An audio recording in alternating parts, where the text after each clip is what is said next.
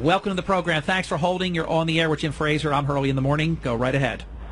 Well, good morning, Harry. Good morning, Jim. This is Mel from Ventnor, and I love talking golf courses, especially. Now, I am not a golfer, but I'm a taxpayer. I have family members and business friends in Egg Harbor Township and here in Ventnor and Brigantine. And, of course, what you've been going through, Harry, as well as Jim, with Egg Harbor Township, McCullough, Emerald Links, it's about to happen in Brigantine with their links at Brigantine Golf. Mr. Ron Jaworski, a well-known ESPN sports analyst, he took us to the Super Bowl. He turns around struggling golf courses. He has been in negotiations, supposedly, with the city of Brigantine, Mayor Gunther and Mr. Simpson. Yet we're not quite sure where those negotiations are. I guess I'm going to pose a question to Jim right now. What would you say to the taxpayers of Brigantine to warn them, don't go down the path of a nonprofit like the Emerald Links, because Mr. Gunther recently has talked about we can operate the links at Brigantine Golf as a nonprofit. What would you say to Mr. Gunther? Well, that's an interesting question. There is a difference between Brigantine and Egg Harbor Township. Brigantine owes $3 million. McCullough's owes over $9 million. So that's a difference right there. Definitely, I would urge them not to go down this nonprofit route. It's a recipe for shenanigans. I've said before that I don't think that because and the reason for that is it is easier to hide things. The reporting requirements are not as stringent. So I would really advise them not to do that.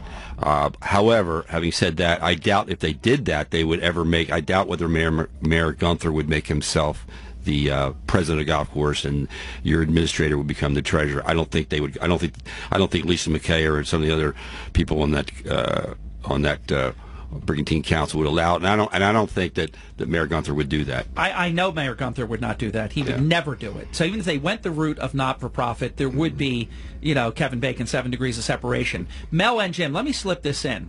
There's a document. It's in my briefcase. I didn't bother to bring it out because we have.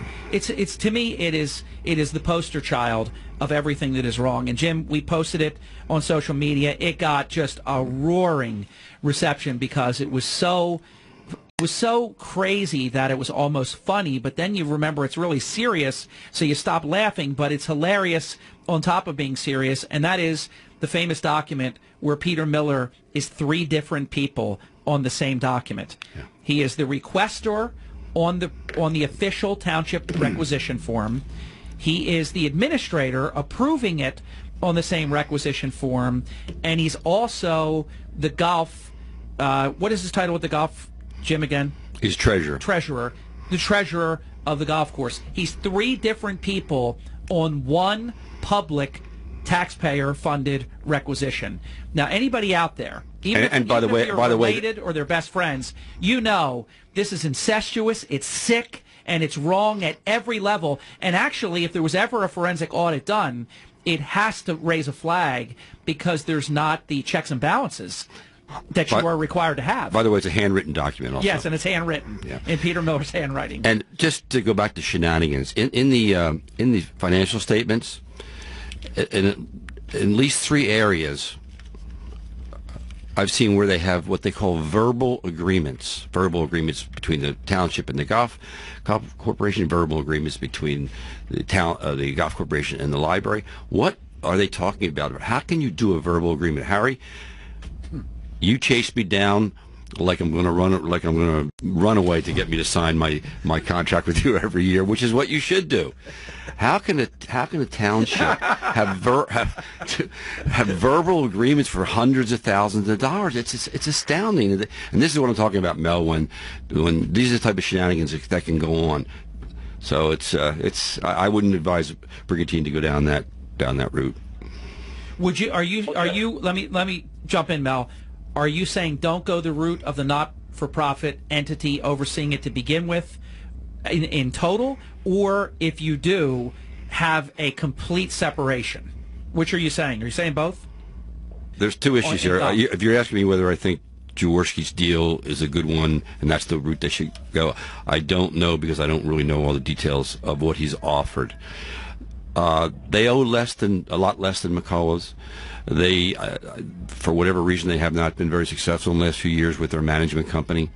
So, it's without knowing all the numbers, I don't want to speak to something that I don't know. But I would take a hard look at Jaworski's. He knows what he's doing. So I take a hard look at that proposal. Yeah, Jim, Mel, I got to run. Is it okay? Can we go? Got to go. Thank you very much. The power of AM radio and the internet is doing a great job. Thanks, Harry. Yeah, Mel, and especially Hurley in the morning, Mel. Welcome to Hurley in the morning. You're on the air as promised with Jim Fraser. Go. Good morning, Harry, Mr. Fraser. I represent the Brigantine Taxpayers Association. Some members of our city council are considering turning the Brigantine course into a non-profit entity. Because of your knowledge, Mr. Fraser, of the Emerald Links course as a non-profit, we would welcome your attendance at Brigantine's next city council meeting on Wednesday, March 4th, 6 p.m. in our city hall. There will be a public discussion on the future of Brigantine's course at this meeting, and your presence would be helpful in getting all the facts about a nonprofit out to the public. Well, I appreciate that, and I will. You said you're the president of the Taxpayers Association? Yes. Okay.